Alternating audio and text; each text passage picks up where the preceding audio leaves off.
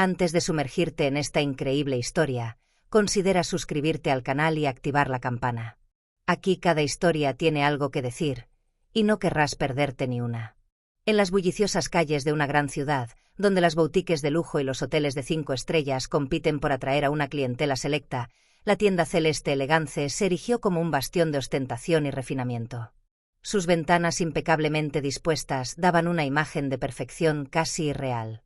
Los vestidos de diseñador, con tejidos delicadamente drapeados, se codeaban con accesorios tan exclusivos que parecían pertenecer a otro mundo. Cada estante, cada mesa parecía haber sido dispuesta según un plan meticuloso, y la iluminación tenue resaltaba los productos con una precisión casi obsesiva, creando una atmósfera de pura sofisticación. Los empleados, todavía vestidos con sus impecables uniformes, se movían por el espacio con una fluidez casi sobrenatural, ofreciendo a los clientes una atención tanto respetuosa como distante.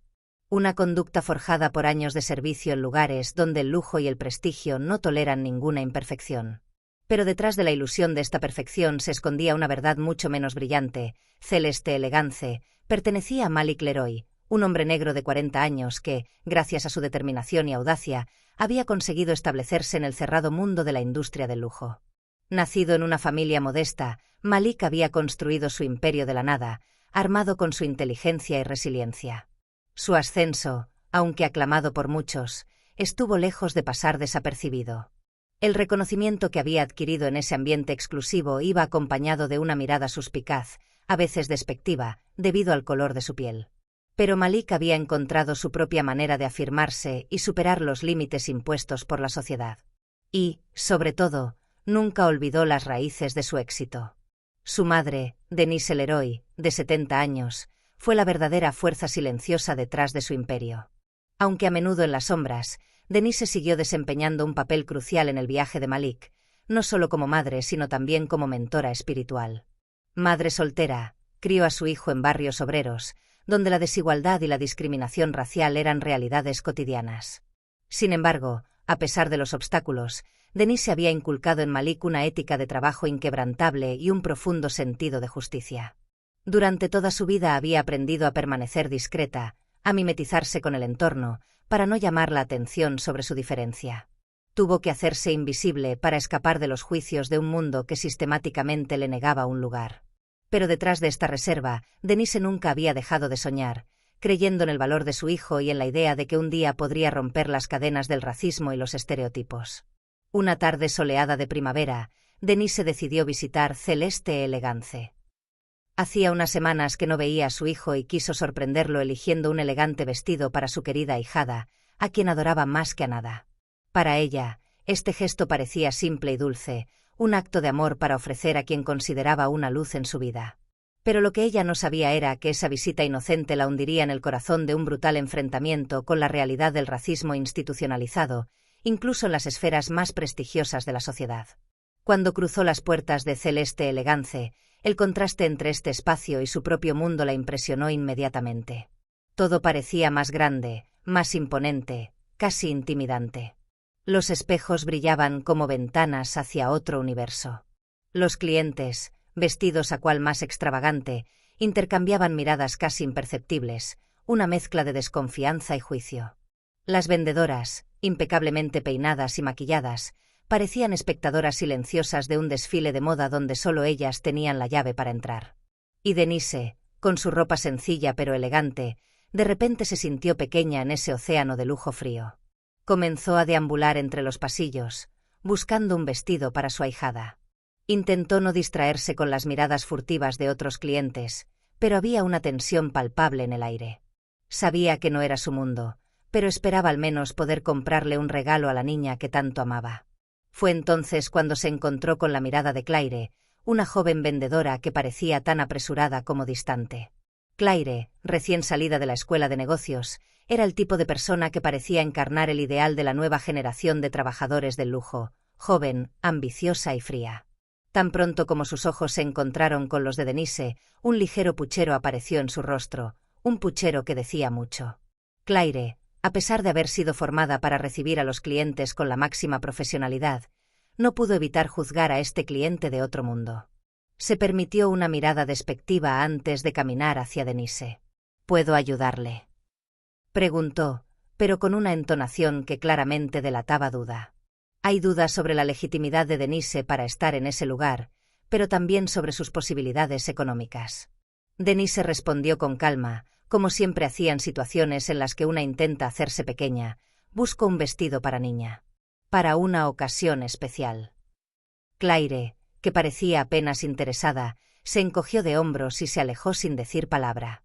Parecía percibir a Denise no como una clienta, sino como una intrusa. Denise, consciente de la actitud, decidió no dejarse afectar y continuó su búsqueda. Sin embargo, sintió que Claire, ahora omnipresente, la observaba, lista para intervenir a la menor oportunidad.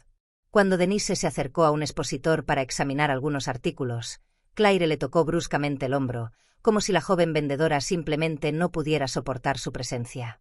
El impacto de la brutalidad de ese gesto la hizo tropezar y casi caer sobre un expositor. Ella se contuvo, pero la humillación ya había tenido lugar. Claire, sin disculparse, le dirigió una mirada altiva. «No eres bienvenido aquí», dijo con frialdad. «Si no puedes comportarte adecuadamente, vete a otro lugar». Denise, conmocionada y profundamente perturbada, dio un paso atrás, tratando de escapar de la situación, pero cuando sus pies aterrizaron lentamente sobre el frío mármol, una bofetada brutal la golpeó en la mejilla, haciéndola tambalearse. Claire la había golpeado. La violencia del acto resonó como un trueno en el silencioso espacio de la tienda. La escena, aunque discreta, fue un momento de impactante injusticia. Para Denise, este gesto simbolizaba mucho más que un simple altercado físico. Fue un doloroso recordatorio de que, a pesar de todo lo que había logrado, seguía siendo una extranjera en un mundo que le negaba un lugar. Malik Leroy estaba en su oficina, absorto en una reunión de estrategia con sus asociados. El plan de expansión de su imperio de lujo avanzaba rápidamente. Su teléfono vibró en el escritorio. Una llamada. Lo tomó, pensando que podría ser una simple actualización sobre otro de sus negocios. Pero la voz del otro lado de la línea, presa del pánico, anunció una noticia que resonó como una campana sorda en su pecho. El empleado le contó, entre jadeos, lo que acababa de ocurrir. Malik cerró los ojos y apretó los puños. La ira creció en su interior, pero no se manifestó en una explosión. No, había aprendido a controlar esa rabia, a transformarla en acción. En cuestión de minutos, ya estaba en camino a Celeste Elegance, recorriendo la ciudad a toda velocidad, con los pensamientos dando vueltas en su mente. Cuando llegó, el aire estaba cargado de tensión. La tienda, habitualmente un lugar de lujo y excelencia, de repente parecía pesada, casi sofocante. Dentro, la atmósfera era palpable. Denise estaba sentada en un sillón en un rincón de la tienda, con la cabeza inclinada y las manos entrelazadas en el regazo. Su rostro delataba un dolor evidente, pero también una resiliencia que emanaba de cada fibra de su ser. Ella no había llorado. Aún no. Al verla, Malik sintió una ola de tristeza que lo invadió, pero también una nueva determinación. Se acercó a ella, le puso una mano en el hombro con suavidad, pero también con tranquila firmeza. «Mamá, no tienes que quedarte aquí. Lo solucionaremos», susurró, sus palabras una promesa silenciosa. Claire, la vendedora responsable del incidente, aún no sabía quién estaba detrás de ese rostro tranquilo pero firme. Al verla entrar, hizo un ligero puchero de desdén, como si simplemente fuera a enfrentarse a otro cliente influyente y rico. Pero cuando vio la mirada penetrante de Malik, la realidad la golpeó duramente. Su sonrisa se congeló y el tono arrogante que animaba sus rasgos desapareció en una fracción de segundo.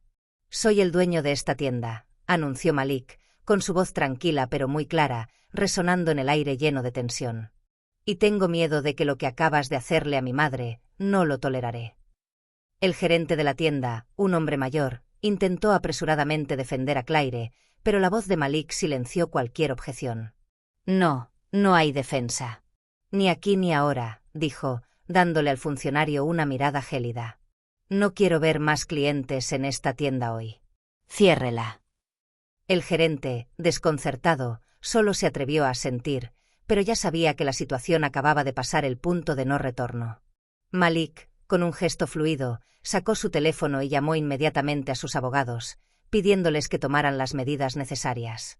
En un abrir y cerrar de ojos, las ramificaciones del incidente se multiplicaron. Unas horas más tarde, el centro de la tienda se transformó en un escenario mediático. Los periodistas acudieron en masa a Malik, atraídos por el incidente. Se quedó frente a ellos, con el rostro impasible, pero sus palabras eran clarísimas.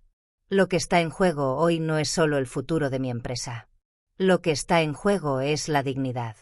La dignidad de un hombre, una mujer y toda una comunidad. No es la primera vez que ocurren humillaciones como esta en el mundo del lujo, y esto debe cesar. No necesitaba gritar. Los periodistas lo escuchaban pendientes de cada palabra.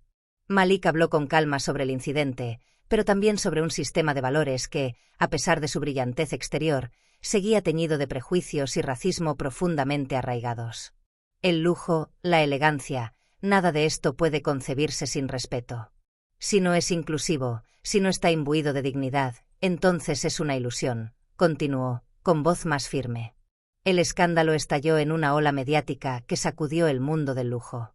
Los informes llegaban uno tras otro y las redes sociales explotaban.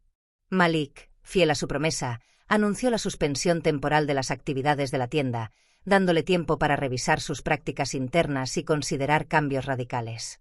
La reacción más inmediata fue la de Claire, que de la noche a la mañana se encontró sin trabajo. Pero a Malik no le gustaba la humillación. Él nunca intentó menospreciar a nadie. La vida de Claire no necesitaba ser destruida para que aprendiera la lección. No intento desanimarte, le dijo, sino hacerte entender que este tipo de comportamiento tiene consecuencias.